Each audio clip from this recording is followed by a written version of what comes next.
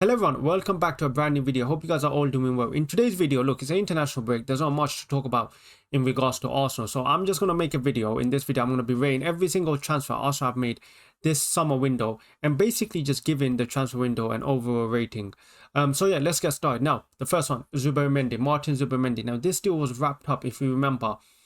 There was advanced negotiations for Zubimendi all the way back in January. And I can't recall the last transfer Arsenal done where we signed a player mid-season ready for him to join start of next season. Like, I can't recall that. I think that's probably the first player that we did that for. And when he came to Martin Zubimendi, to be honest, I wasn't a big fan of the transfer at the start when I was hearing the rumors about it, because I thought we had Declan Rice, we had Thomas Partey, and I thought that there was probably better, we could spend that money better elsewhere on the pitch. So I thought to myself, we really didn't need him. But as the season went on, a player that we 100% need. I was seeing the performances he was dropping for Spain, and I realized to myself, yeah, we need to sign this guy. And then on top of that, I was watching Declan Rice play for Arsenal, and I realized his best position is the number 8 position. We needed someone that can play alongside Declan Rice, someone that can give him the support.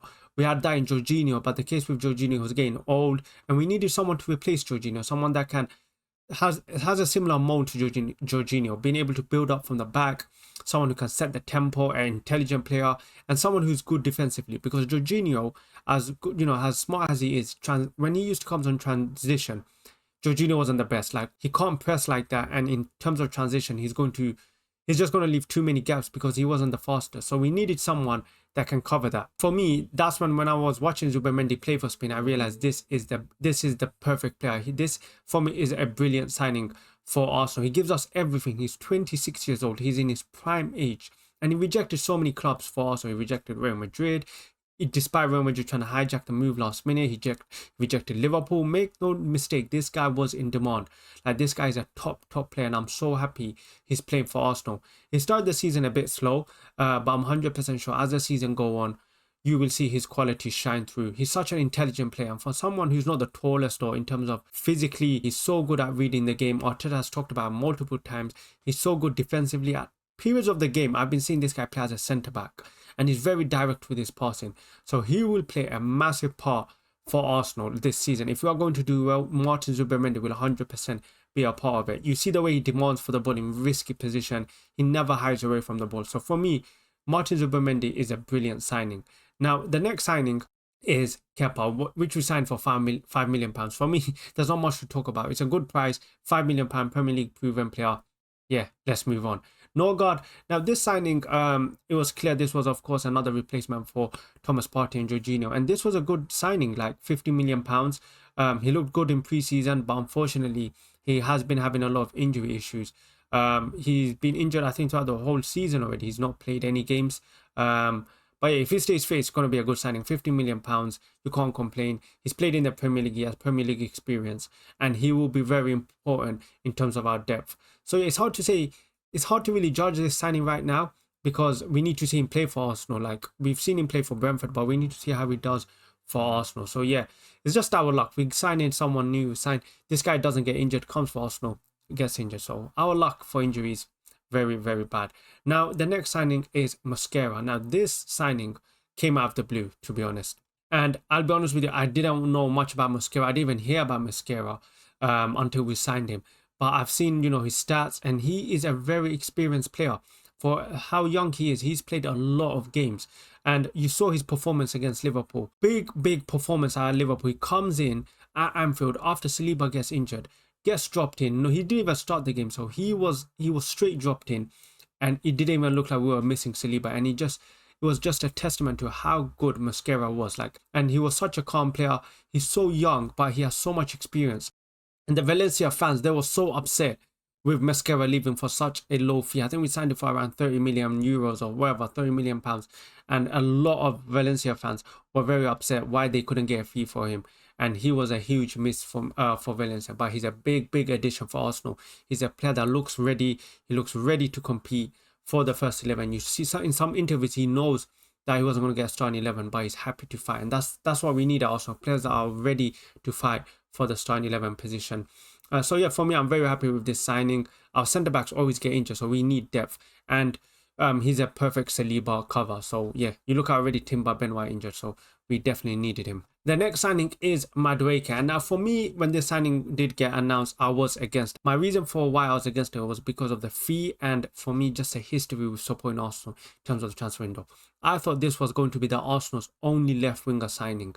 Because I didn't think Arsenal spent £50 million on a backup. For me, the fee was high. I felt that maybe we could go and have signed someone like a Mohamed Kudus, but maybe financially it was better for Arsenal, and I think that's why Arsenal chose to go for it. I think maybe they felt that Mohamed Kudus's wages was a bit too high, so that's why they went for Madueke. So far he's looked okay. He's had some glimpses against Liverpool. He was probably our best attacker. Well, it looks like he's Saka's backup, but he looks like a player that is going to try and compete for Saka, which is only going to bring the best out of Saka. He's very direct, very fast, always wants to go against his fullback. His end product is not the best yet, or if we need something different, he could even start as a left wing.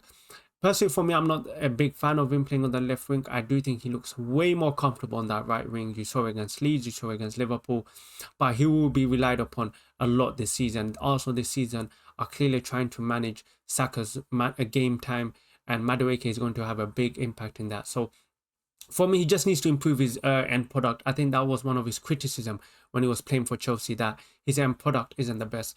As a player leading up to the final third, he's a brilliant player, but it's just that final end product he needs to improve. And I think that will just come by over time with more experience. The more games he plays, he will just become better in terms of his decision making. But yeah, he will have a big impact this season. I'm sure that he's going to play a lot of games. I think he has a very good injury, like he doesn't get injured a lot, so that's a positive. Yeah, but we'll just have to see how the season pans out for him.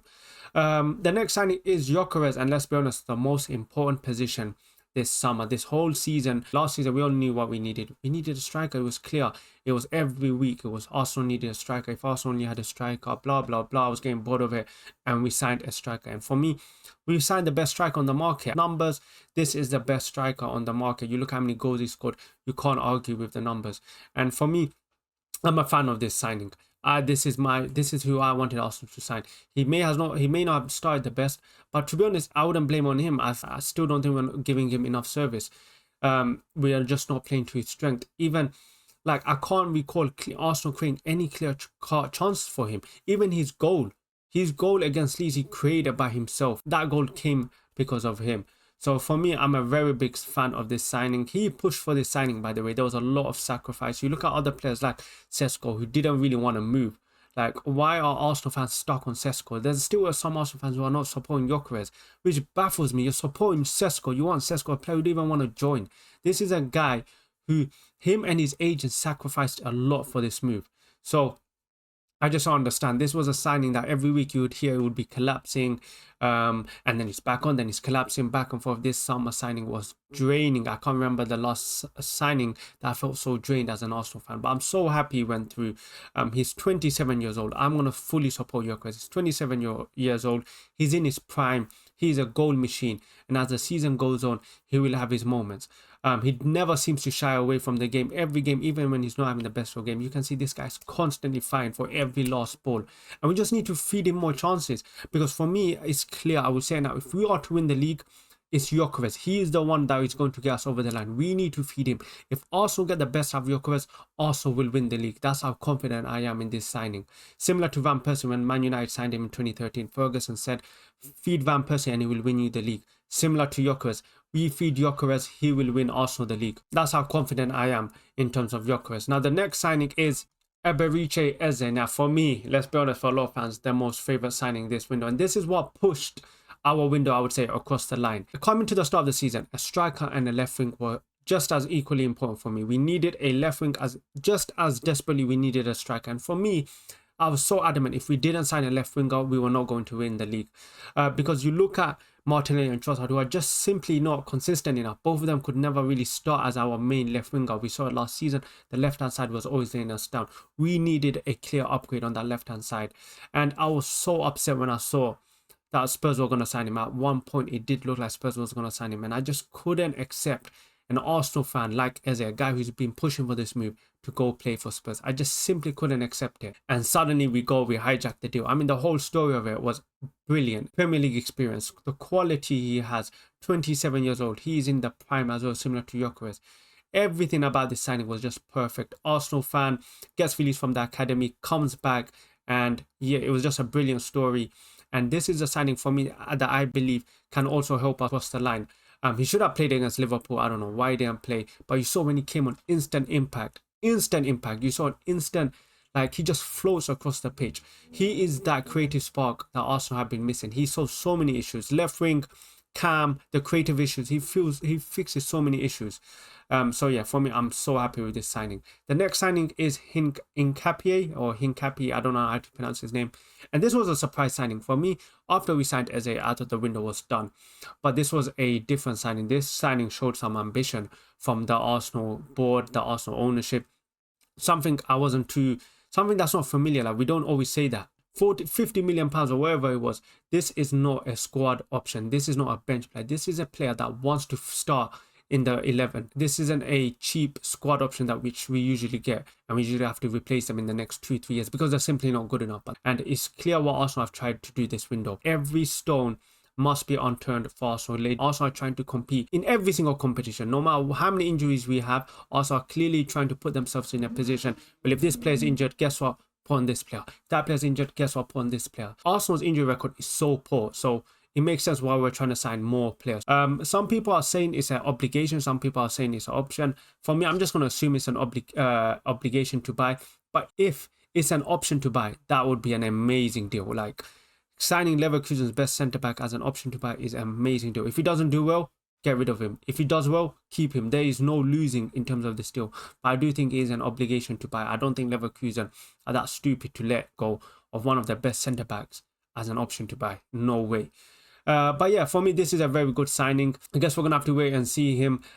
He's a different type of left back. He's more overlapping compared to what we have. Calafiori and Lewis Kelly both like to come on the inside, whilst Hincapié, I don't know how to pronounce it, is more favoured to go on the left. But overall for me, the transfer window, I will give it as a 8.5 out of 10. Now, the reason why I would give it is because, firstly, look, there's been a lot of positives this window. We got a lot of depth, something that we needed. We don't have the best of injury record. You see, even this season, so many players going down already, and we need depth. Not just depth, we need quality depth. Players that can rotate with players in our starting 11, players that can come in and the level doesn't drop. Because last season, Saka gets injured, we're bringing on Raheem Sterling. There was a big quality gap, and that's what we needed to close. Players that can come in off the bench and where we don't feel the drop as much in terms of quality. And that's exactly what we did this window. The reason why I'm not giving it a 10 or a perfect window, the reason for it is because if anything happens to Eze, guess what? We're back to Trossard and Martinelli, and that's the only asterisk for this window. I think that we needed a left winger, a natural left winger. As good as Eze is, I feel like we needed a left winger, a natural left winger, where, because I'm just scared the way we get so many injuries, even players that don't get injured come to Arsenal get injured. So that's my only worry. If we do lose Eze, we're back to square one. And yeah, that doesn't help. But yeah, guys, that's just my thoughts. Let me know what you think about the window. Do you think Arsenal addressed all the issues, or do you think, similar to me, maybe we needed one more? But yeah, let me know in the comments. Make sure you like, make sure you subscribe, and I'll catch you guys in the next